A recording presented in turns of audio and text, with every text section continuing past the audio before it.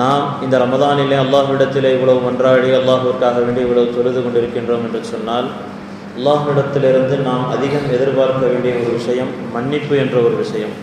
ஸல்லல்லாஹு அலைஹி வஸல்லம் அவர்கள் சொன்னது போல, ரமதானை அடைந்து யார் மன்னிப்பு பெறாதவர்களாக இந்த ரமதானை கழிக்கின்றார்களோ அவர்களின் மீது நாசம் உண்டாவதாக என்பதாக ஜிப்ரீல் அலைஹிஸ்ஸலாம் துஆ செய்ய ஸல்லல்லாஹு அலைஹி வஸல்லம் அவர்கள் ஆமீன் சொல்லியிருக்கின்றார்கள். அந்த முறையில் இந்த இறைவனுடைய மன்னிப்பை பெற வேண்டும் என்று சொன்னால் அதற்கென்று சில விஷயங்கள் நம்மிடத்திலே கொண்டு வர வேண்டும். நம்மிடத்திலே கொண்டு வரும் பொழுதுதான் அல்லாஹுடைய மன்னிப்பு எவ்வளவு பெரியது, அல்லாஹ் எந்த அளவுக்கு மன்னிக்கக்கூடியவன் போன்ற விஷயங்களை எல்லாம் நம்மால் உணர முடியும். குறிப்பாக அதில் மன்னிக்கும் தன்மை அல்லாஹ்விடத்திலிருந்து நாம் பெற வேண்டும் என்று சொன்னால் முதலிலே அந்த தன்மை நம்மிடத்திலே வர வேண்டும்.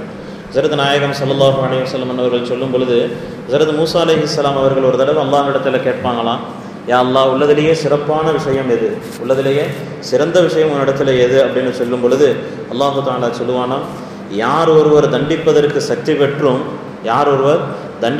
சக்தி பெற்றும் அவர் மன்னிக்கிறாரோ அவர்தான், அதுதான் உண்மையான ஒரு மகத்துவமான விஷயம் என்பதாக ஹஜ்ரத் மூசா அலைஹிஸ்ஸலாம் அவரிடத்தில் அல்லாஹ் சொல்வதாக மூசா அலைஹிஸ்ஸலாம் அவர்கள் சொன்ன விஷயத்தை ஹஜ்ரத் நாயகம் ஸல்லல்லாஹு அலைஹி வஸல்லம் ஒரு சஹாபாக்களுக்கு மத்தியிலே சொல்லி காட்டுகின்றார்கள். கண்ணியத்திற்குரியவர்களே, இந்த மன்னிப்பு என்பது நம்ம இடத்திலே எந்த அளவுக்கு இருக்க வேண்டும் என்பதை நாம் சிந்தித்து பார்க்க வேண்டும். நாம் ஸல்லல்லாஹு அலைஹி வஸல்லம் அவருடைய உம்மத்து முஹம்மது ஸல்லல்லாஹு அலைஹி வஸல்லம் அவரிடத்தில் இருந்து கொண்டு நம்மளுடைய சுன்னத்துகளில் நாயகம் ஸல்லல்லாஹு அலைஹி வஸல்லம் அவருடைய சுன்னத்தை பேணி பாதுகாக்கின்றோம் என்ற விஷயத்தில் சுன்னத்து தொழுகை துவா இதெல்லாம் இருக்கின்றது. ஆனால் நம்மளுடைய குணாதிசயங்களில் எது சுன்னத்தை பின்பற்றுகின்றோம் என்பதை பார்க்க வேண்டும்.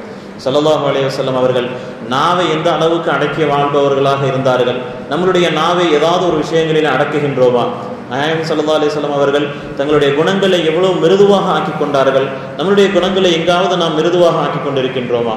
நாயகம் ஸல்லல்லாஹு அலைஹி வஸல்லம் அவர்களுடைய மன்னிப்பினுடைய விஷயங்களை பற்றி எவ்வளவோ சம்பவங்கள் கேள்விப்பட்டிருப்போம். மக்காவுடைய வெற்றியின் பொழுது ஸல்லல்லாஹு அலைஹி வஸல்லம் அவர்களுக்கு என்னென்னவோ நேர்ந்தது.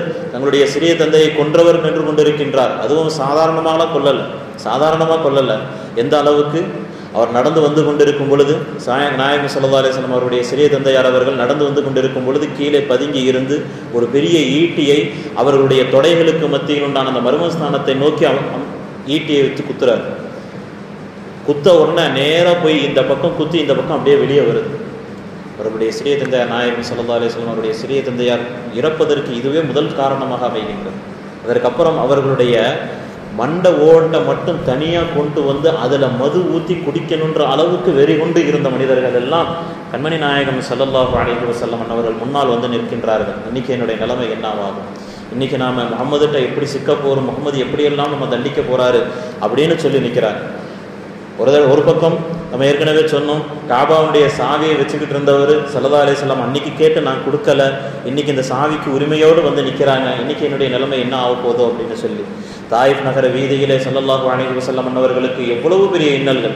ஸல்லல்லாஹு அலைஹி வஸல்லம் அவரிடத்தில் ஒரு தடவை கேட்கப்பட்டது, யார் ரசூலுல்லாஹ், இவ்வளவு தூரம் நீங்கள் இந்த உம்மத்துக்காக வேண்டி கஷ்டப்படுறீங்க, இந்த இவ்வளவு கஷ்டத்தில் உங்களுக்கு மிகவும் கொடுமையான கஷ்டமான காலங்கள் எது என்பதாக கேட்ட பொழுது நாயகம் ஸல்லல்லாஹு அலைஹி வஸல்லம் சொன்னாங்க, என்னுடைய குடும்பத்தார்கள் குறைஷியர்கள் காஃபிர்கள் யகூதிகள் எவ்வளவோ துன்பம் கொடுத்திருக்கின்றார்கள், ஆனால் நான் தாயிஃப் சென்ற ஒரு நாள், அந்த தாயிஃப் சென்ற அந்த நிகழ்வுக்கு தோதுவாக வேறு எந்த ஒரு இடத்திலும் நான் கஷ்டத்தை அனுபவித்தது கிடையாது, மனவேதனையை அனுபவித்தது கிடையாது.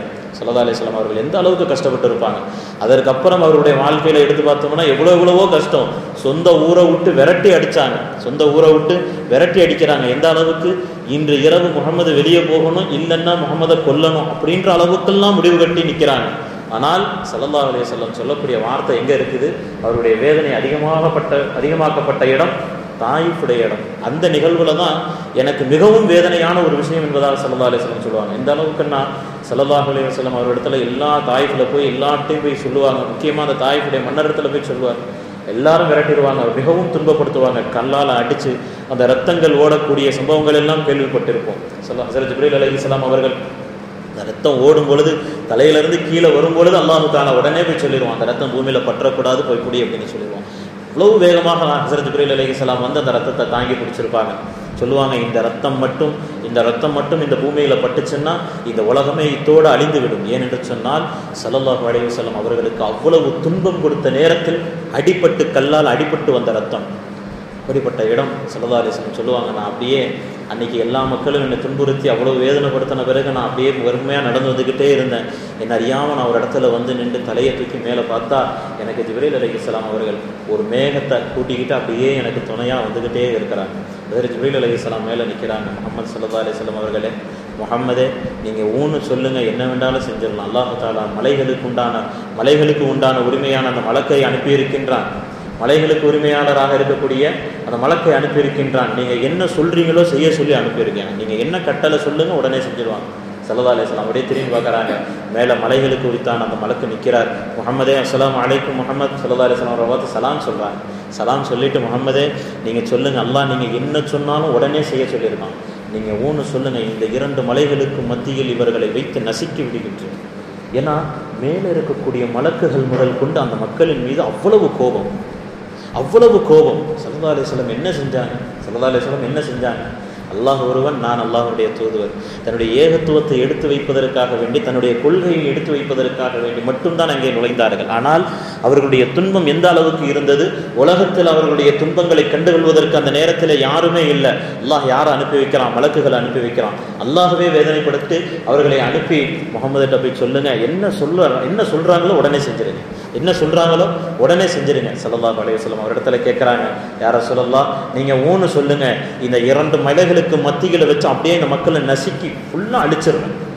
எவ்வளவு துன்பம் கொடுக்குறாங்க, எவ்வளவு டார்ச்சர் கொடுக்குறாங்க அப்படின்ற மாதிரி மலக்கு கேட்குறாரு. உடனே நாயகம் ஸல்லல்லாஹு அலைஹி வஸல்லம் அவர்கள் சொல்கிறாங்க, வேண்டாம், இந்த மனிதர்கள் கேட்டுக்கொள்ளலாம் என்ன, இவர்களுடைய சந்ததிகள் இல்லையா?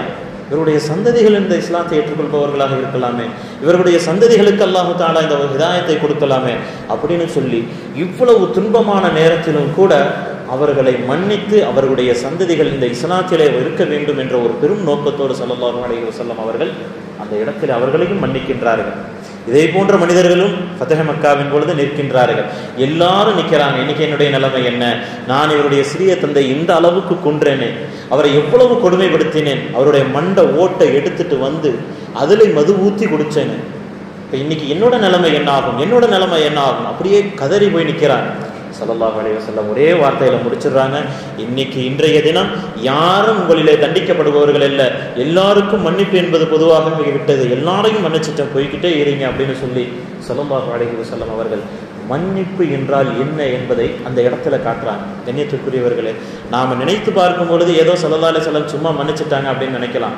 இன்னும் எந்த அளவுக்கு ஸல்லல்லாஹு அலைஹி வஸல்லம் அவர்கள் ஹிஜ்ரத் செய்யும் பொழுது போய்கிட்டு இருக்கும்போது சுராகா என்று சொல்லக்கூடிய சஹாபி இஸ்லாத்தை ஏற்பதற்கு முன்பதாக ஸல்லல்லாஹு அலைஹி வஸல்லம் அவர்களை கொன்னுட்ட ஸல்லல்லாஹு அலைஹி வஸல்லம் அவர்களையும் அபூபக்கரையும் இழுத்துக்கிட்டு வந்தா 100 ஒட்டகங்கள் பரிசாக தரப்படும் அப்படின்னு சொன்ன மாத்திரத்தில் வேகமாக போறாரு. வேகமாக போய் ஸல்லல்லாஹு அலைஹி வஸல்லம் கண்டுபிடிச்சிடுறாரு. ஸல்லல்லாஹு அலைஹி வஸல்லம் அவர்களை யாருமே கண்டுபிடிக்கல, ஸல்லல்லாஹு அலைஹி வஸல்லம் அவர்களை கண்டுபிடிச்சிடுறாங்க. கண்டுபிடிச்சிட்டு, முஹம்மதே உங்களை நான் பிடிச்சி இன்னைக்கு கொண்டு போய் 2 பேரையும் கொடுத்து நான் 200 ஒட்டகங்களை பரிசாக வாங்குவேன் அப்படின்னு சொல்லிக்கிட்டு வேகமாக வராங்க. ஸல்லல்லாஹு அலைஹி வஸல்லம் துஆ செய்கிறாங்க, யா அல்லாஹ் இவர் அப்படியே நிப்பாட்டு அப்படின்னு சொல்றாங்க. உடனே அல்லாஹ் மண்ணுக்கு ஆணையிடுகின்றான். அந்த குதிரையை அப்படியே பிடிச்சி இழுக்குது, உள்ள இழுத்துட்டு போய்கிட்டே இருக்குது. அந்த இடத்துல சுராக்கா கத்துறாரு, முஹம்மதே என்னை விட்டுருங்க, நீங்கள் முஹம்மது தான், நீங்கள் அல்லாஹ்வுடைய தூதுவர் தான், நான் ஒத்துக்கிறேன், என்னை உயிரோட விட்டுருங்க. முஹம்மது ஸல்லல்லாஹு அலைஹி வஸல்லம் உடனே சொல்கிறாங்க, மண்ணை விட சொல்கிறாங்க, விட்டுருது அல்லாஹ்வுடைய கட்டளையை கொண்டு. இதே மாதிரி 3 முறை மறுபடியும் பிடிக்க வராரு, மறுபடியும் விட்டுறாங்க, மறுபடியும் மண்ணு பிடிச்சிக்குது, மறுபடியும் ரசூலுல்லாஹ் மன்னிக்கிறாங்க. 3வது முறை எந்திரிச்சு தலைதெறிக்க ஓடுறாரு. இவரை நாம் எந்த நேரத்திலும் எதுவும் செய்ய முடியாது, இவரை நெருங்கக்கூட முடியாது அப்படின்னு சொல்லி ஸல்லல்லாஹு அலைஹி வஸல்லம் அவருடைய இக்கட்டான சூழ்நிலைகள் இந்த அளவுக்கு திருப்பி வராரு அப்படின்னு சொல்லி மறுபடியும் கோபப்பட்டு அந்த பூமிக்கு அப்படியே புதைக்கிறதுக்காக வேண்டிய அனுமதி கொடுக்காமல் அவரை மறுபடியும் விடுதலை செஞ்சு மன்னிச்சு விடுறாங்க அப்படின்னு சொன்னா ஸல்லல்லாஹு அலைஹி வஸல்லம் அவருடைய குணங்கள், ஸல்லல்லாஹு அலைஹி வஸல்லம் அவருடைய குணங்களை நாம் நம்முடைய வாழ்க்கையில எந்த அளவுக்கு கொண்டு வர வேண்டும். நாம் அல்லாஹ்விடத்துல கையேந்தி அல்லாஹ் என்ன மன்னிச்சிருன்னா அல்லாஹ் மன்னிப்பதற்கு தயாராக இருப்பான். ஆனால் அதற்கு நம்மிடத்துல என்ன தகுதி இருக்கின்றது என்பதை பார்ப்பான் அல்லவா. நீ என்னைக்காவது மன்னிக்கிறியா?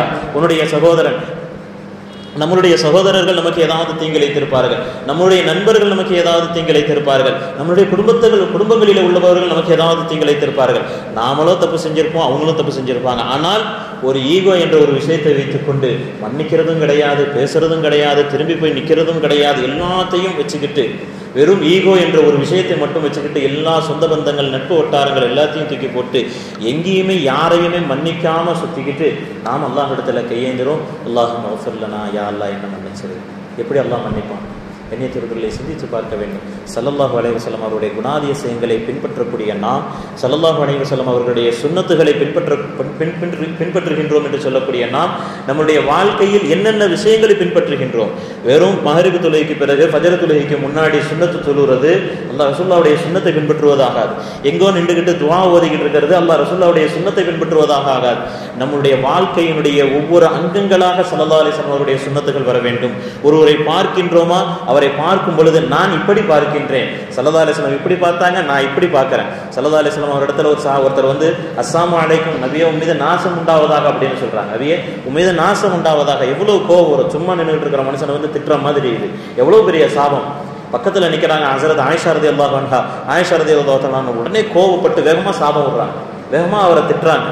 அல்லாஹ்வுடைய மௌத் உனக்கு வரட்டும், அல்லாஹ்வுடைய நாசம் உண்மையில உண்டாகட்டும், நீ யாரை பார்த்து இப்படி சொல்ற அப்படின்னு சொல்லி உடனே ஹஸரத் நாயகம் ஸல்லல்லாஹு அலைஹி வஸல்லம் கொஞ்சம் கூட கோபப்படாம ஹஸரத் ஆயிஷாவை அப்படியே அனுப்பி, ஆயிஷாவே அமைதியாயிருங்க, அவருக்கு என்ன சொல்லிட்டாரு, அஸ்ஸலாமு அலைக்கும்னு சொன்னாரு, நான் அவருக்கு என்ன பதில் கொடுத்தேன், வா அலைக்கும்னு சொல்லிட்டேன், அதே மாதிரி உன் மீது உண்டாகட்டும்னு நான் சொல்லிட்டு பேசாம இருந்துட்டேன். நீங்க இது மாதிரி கடுகடுப்பான முறைகளோடு மிகவும் அடுத்தவர்களிடத்துல ஒரு எரிச்சலோடு பழகுவதை முதல்ல நிறுத்துங்க, உங்களை நான் எச்சரிக்கின்றேன் என்பதாக ஸல்லல்லாஹு அலைஹி வஸல்லம் எல்லா நேரங்களிலும் தங்களை கட்டுப்படுத்தியவர்களாக, தங்களுடைய கோபங்கள், தங்களுடைய நஃப்சுகள், தங்களுடைய எல்லா விதமான தேவைகளையும் கட்டுப்படுத்தியவர்களாக வாழ்ந்தார்கள்.